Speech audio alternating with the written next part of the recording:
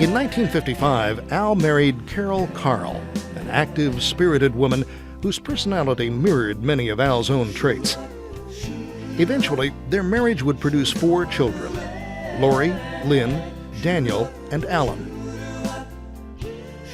By this time, Al was flying full-time with the Air Guard, and growing up as part of a military family had unique challenges. He was at the base a lot. You know, they were on what's called alert, and he had to stay overnight there. And you pulled your alerts, you know, so many every month. I mean, and it just seemed like, and being little kids, and we were to bed early, you know, I always wanted to see more of him. Because when he did come home, you know, the first thing we all did was jump on him, and he gave us horsey rides till I'm sure his knees were raw. Sometimes it was a little scary when he arrived because it was, you wait till your father gets. Well, that's when we got a little older. Then we didn't want him to come home. He refers to himself as a stern commander. Of course, we have to set the stage. We have a military lieutenant colonel, Catholic, Italian, raised in Raleigh Street.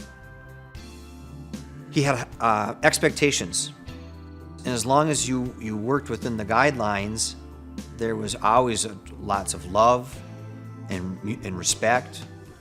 Downward too. I mean, I would always show respect to me as his son, as his boy, and hopefully, you know, I mean, I would earn that respect. As part of his old world upbringing, the concept of respect, for oneself as well as for others, had been ingrained in Al. To him, self-respect encompassed everything from behavior to personal appearance, and his fighter squadron reflected this. Al ran a tight ship, very tight ship, from the perspective of a captain or lieutenant working for him. Before we'd go on a cross country, take an airplane and go around the country, he'd land at different bases, and he always wanted to make sure that if you were one from the Duluth Guard, you looked good. We had the best looking bunch of fighter pilots in the country, I believe, and they were all emulating Al, and he insisted on that. We had the sharpest looking squadron anywhere. Our uniforms had to be crisp, our shoes, shiny shoes. He made us wear these damn yellow baseball caps, and when you started doing pre-flights under F-102, they got dirty.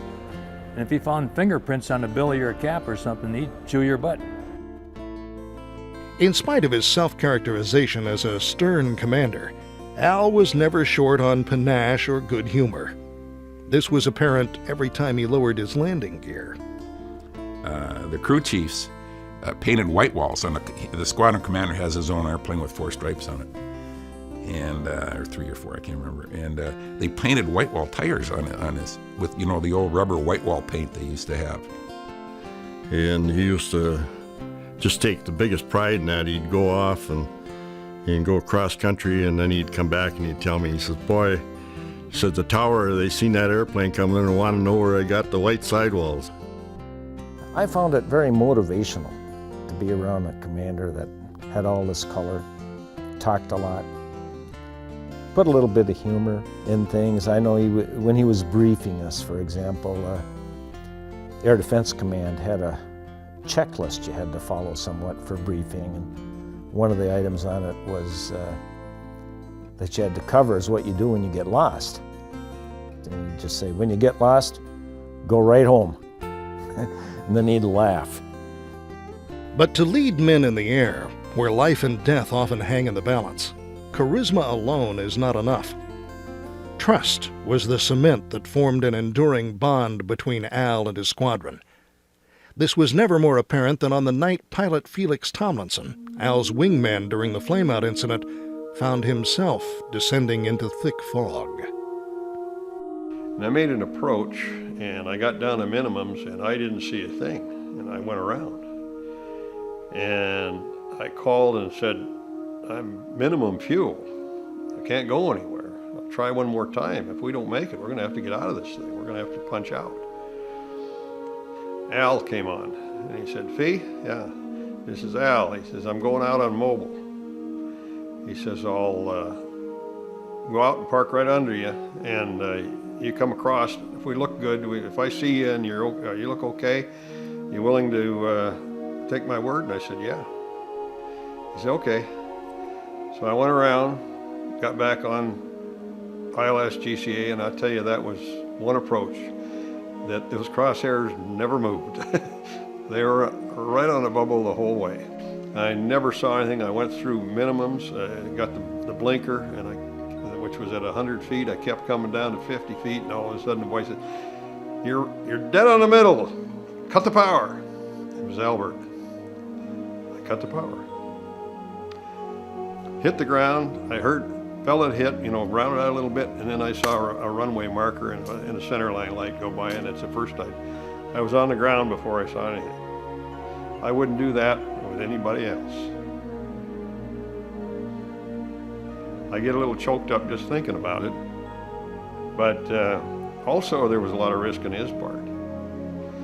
He was sitting right in the middle on the end of the runway, and he was taking care of me.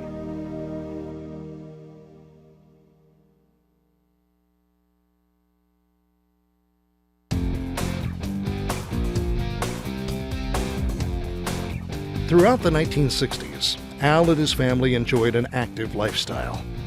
It was the natural extension of the lively games and sports Al had played with enthusiasm while growing up on Raleigh Street. Even among the other fighter pilots, Al's competitive spirit was strong and often contagious. Whether it was in an inspection, whether it was in playing ping pong in the alert barn or flying in the air, he was good. He wanted to set a strong example, and he didn't want to lose. He liked to be able to get in there and compete. And he was very good at it because he knew how to get the people with him. He would get you motivated and charged up and feeling the same as he did in terms of what you were trying to accomplish. One application for the squadron's motivation was competing in flying and gunnery contests. In 1964, a team fielded by the 179th, now part of the 148th Fighter Group, won the Ricks Trophy, a prestigious competition based on scored intercepts. The commander of the 148th was Colonel Ralph Jerome. This is a letter from the Vice Chief of the United States Air Force, General J.P. McDonnell, and this is a letter to me talking about the 148th Fighter Group and the winning of the Ricks Trophy race. But an importance down here is, please convey to Major Albert J. Amatuzio and Captain John Arata my best wishes for continued success. I thought that was a great recognition for a great team that won the Ricks Trophy race for the 148th Fighter Group. In 1970, piloting the F-102 fighter, Al set his group's sights on an even more ambitious target, the William Tell competition, also called the World Series of Weaponry. William Tell was an annual competition where the different squadrons, not only did this mission in the United States, but even over in Europe, everywhere, would compete. As one of only 3 F-102 Air National Guard units chosen to compete at William Tell, the 148th's arrival at the Florida venue was cause for celebration. Al made sure his team was focused on the real prize. When we got down to William Tell, we did our arrival show, and of course there's quite a bit of socializing that goes on down there prior to the meet and sometimes during and after. Except Al was, his goal was to win. And the Duluth unit didn't socialize. When everybody was at the club comparing war stories and practice missions, we were in his room with maps laid out on the floor with our controllers there and planning on how to best execute the attacks. So we never got into the celebrating until it was all over with.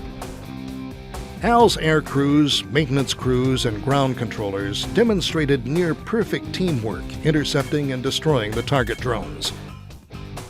When the smoke finally settled, the 148th had swept the F-102 category. Their victory celebration was courtesy of Idaho's elite Air National Guard unit. Boise had entered a team in the William Tell, and we bet Boise $1,000 that we were going to win. We took that $1,000 check that these guys won, and we had the biggest party up here at the hangars when we got home that you ever saw.